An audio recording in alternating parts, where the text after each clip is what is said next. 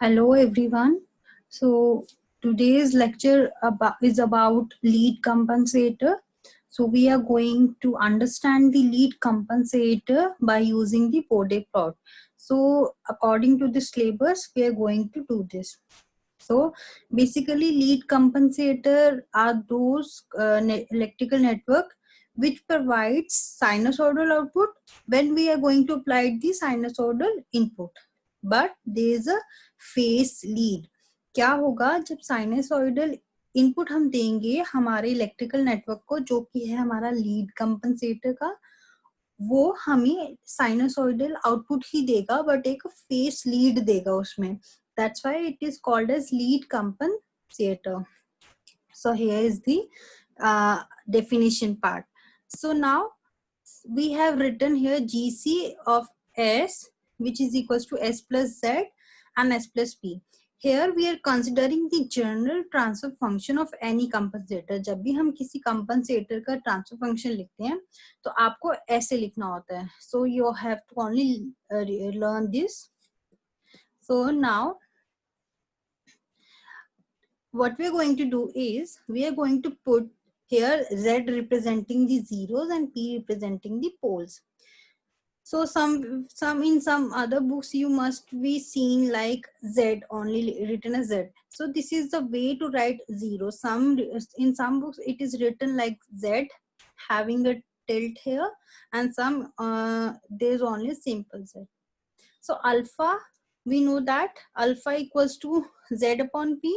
So in terms of P we can write as Z upon alpha. So अगर हम इसको वापस से इस इक्वेशन में पुट करेंगे इन वैल्यूज को इन टर्म्स ऑफ P की वैल्यूज को हम पुट करेंगे इन terms of Z and alpha, तो ये बन जाएगा इन टर्म्स ऑफ जीरोस हम लोग पुट करने वाले हैं. Okay, so remember this, I have written here in terms of zero put करेंगे. कैसे करेंगे देखो, GC of S means transfer function हमारा बन जाएगा S plus Z. S plus P की जगह क्या पुट कर रहे हैं, Z upon F means in terms of हम जीरोस पुट कर रहे हैं. जहां पे हमें P दिख रहा है या कोई और वैल्यू तो हम उसको जीरोस की फॉर्म में कंसिडर करेंगे.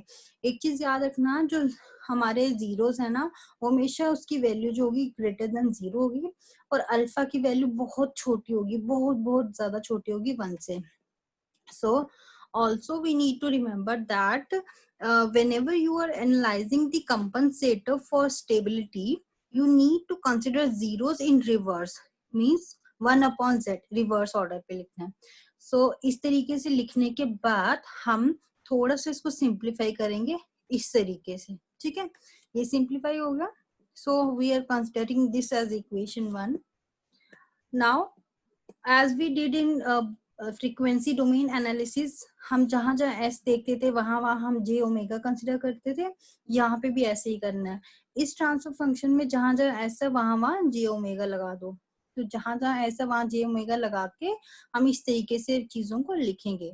अब एक चीज और याद रखो कि अल्फा जो है ना, उसकी वैल्यू मैंने अभी बताया बहुत कम है, किससे, हमारे 1 से. सो इस वैल्यू को हम समहाउ निग्लेक्ट भी कर सकते हैं क्योंकि बहुत छोटी वैल्यू, इससे कोई फर्क नहीं पड़ेगा अगर हम इसको निग्लेक्ट कर देंगे सिस्टम से.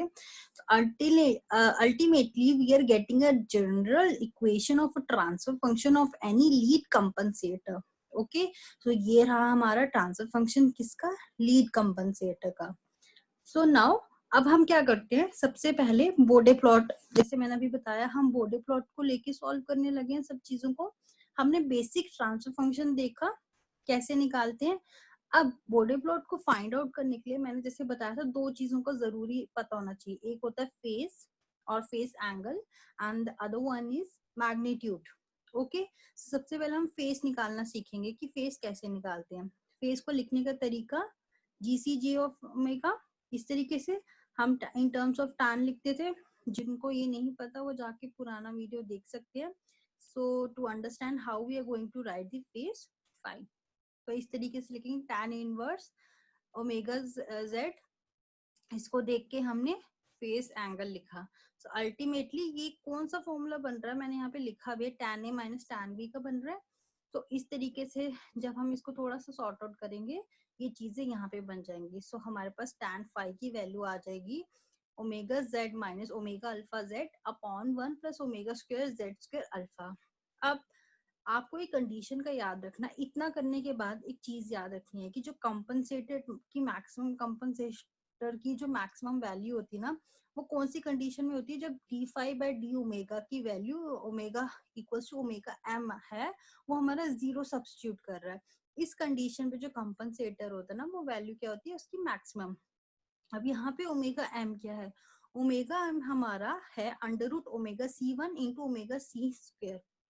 सो बेसिकली आपने क्या करना है, आपने यहाँ पे वैल्यूज को डाल के रखना है।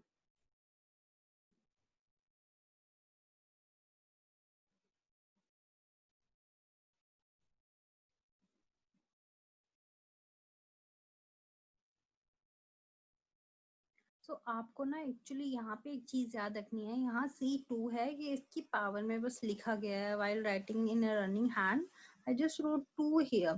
so आपको ये याद रखना। अब ओमेगा C1 और ओमेगा C2 क्या चीजें हैं, ये ओमेगा C1 है 1/z and omega C2 है 1/alpha z। when we substitute these values in the formula, what we are going to get, we get the value of omega m equals to 1/z under root alpha। अब हम क्या करेंगे, इस omega M की value को tan five वाली condition में substitute means apply करने वाले हैं। तो अल्टीमेटली हमें tan फाइव, ये देखो ये ऊपर वाली इक्वेशन है ना जो जस्ट अभी हमने देखी, इसमें हम ये कंडीशन अप्लाई करेंगे, then we are going to get this value। ultimately after simplifying these conditions we are going to get 1 minus alpha upon 2 root alpha। so we need phi। तो हमें phi को लिखने का तरीका क्या आएगा, phi means face angle, और face कैसे आएगा, which is equals to tan inverse upon 1 minus alpha 2 alpha। so ये रहा हमारा phi। अभी मैंने बताया इस कंडीशन को हम कैसे लिख सकते हैं, sin phi equals to 1 minus alpha 1 plus alpha। तो ultimately in terms of alpha हम इस चीज को ऐसे लिख सकते हैं, मींस हमारे पास डिफरेंट वैल्यू आ गई, अल्फा की भी आ गई, ओमेगा एम की भी आ गई। अगर ऐसी कंडीशन अराइज होती है, सिचुएशन ऐसी अराइज होती है कि हमें ये चीज निकालनी है क्वेश्चंस में, so we can use these values directly to the question। so also always remember these formulas। okay, now we have find out the phase। the next part we have to analyze or find out the magnitude, as we need phase and magnitude to plot the Bode plot। ये मैंने आपको पहले ही बताया था। Magnitude निकालना हो तो किस तरीके से लिखते हैं, ट्रांसफर फंक्शन को हम इस तरीके से मॉडुलस में डाल देते हैं। तो इस तरीके से जब हम इसको लिखेंगे क्या आएगा ये फंक्शन, तो ये आप देखो सबसे पहले जो भी हमने ट्रांसफर फंक्शन निकाला ना, उसको GC ऑफ J ओमेगा उसको देखो, फिर हम लिखेंगे under root 1 plus omega square z square upon 1 under root 1 plus omega square alpha square z square. ultimately we are going to simplify these equation। now what we are going to get, see here, जो जो चीजें cut रही है ना उनको मैंने थोड़ा सा डॉटेड लाइन में डाला है। एक बार आप खुद से सिंप्लीफाई करोगे आपको पता चलेगा क्या चीजें कट रही हैं क्या नहीं। यहाँ पे जेड स्क्वायर कैंसिल आउट हो रहा है, 1 प्लस 1 अपॉन अल्फा रह रहा है। यहाँ पे भी जेड स्क्वायर कैंसिल हो रहा है, एक अल्फा यहाँ से कट जाएगा, अल्फा स्क्वायर है हमारे पास, ये हमें मिल जाएगा। हमें मैग्नीट्यूड क्या मिल जाएगा, GC J ओमेगा 1 अपॉन क्या अंडर रूट अल्फा, ये हमें मिल गया। तो अब हमने क्या करना है इसकी प्लॉटिंग। तो प्लॉट करने के बाद ये देखो इसका स्ट्रक्चर ना कुछ इस तरीके से दिखेगा, जैसे हमारे पास हाई पास फिल्टर का जो आप लोगों ने फिल्टर से पढ़े थे, हाई पास फिल्टर का एनालिसिस आता है ना, उस तरीके से ये स्ट्रक्चर मिलेगा।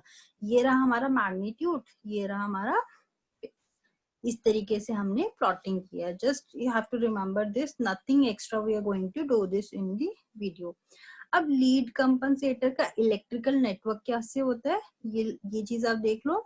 इस तरीके से कैपेसिटर लगाया, रेजिस्टेंस है, 2 रेजिस्टेंस लगे हुए हैं, ये हमारी इनपुट पोर्शन है, आउटपुट पोर्शन है।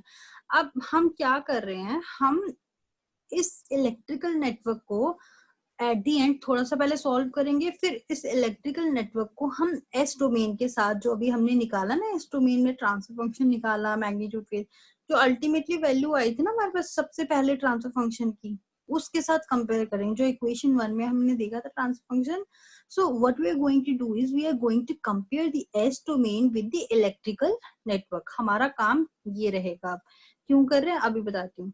सबसे पहले इसका ट्रांसफर फंक्शन कैसे लिखना है, वी नॉट अपॉन वी है, इतना तो आपको पता है. आउटपुट अपॉन इनपुट हमारा ट्रांसफर फंक्शन है. तो आप इस नेटवर्क को सॉल्व करो, क्या आ जाएगा, R2 upon R2 plus R1 upon 1 plus SC upon R1 plus 1 by SC. तो आप इसको थोड़ा सा सिंप्लीफाई करोगे इस तरीके से आ जाएगा. So in the next step R2 into R1 SC plus 1 R2 R1 SC plus R2 plus R1.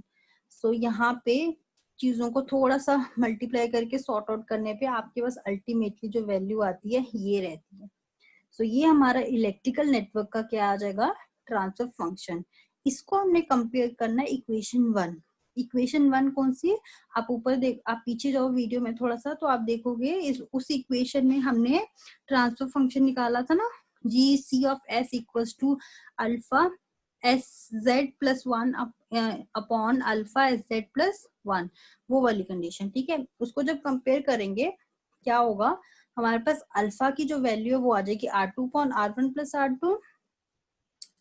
जहाँ ये वाली जो वैल्यू आ रही है ना डायरेक्टली, ये चीज देखना जब आप डायरेक्टली इंप्लीमेंट करोगे ना किसी भी क्वेश्चंस में, वो उसकी वैल्यू हमेशा लेस देन 1 ही आनी चाहिए. ये कंडीशन है अल्फा की. और Z मीन 0 आ जाएगा R1C. Okay, it must be greater than 0, ये कंडीशन भी होगी. So if you know the value of alpha and Z, तो आपको क्या होगा, आप डायरेक्टली P की वैल्यू को भी फाइंड आउट कर सकते हो. अल्टीमेटली हमने यही किया था, इन टर्म्स ऑफ जीरोस निकाला सब कुछ.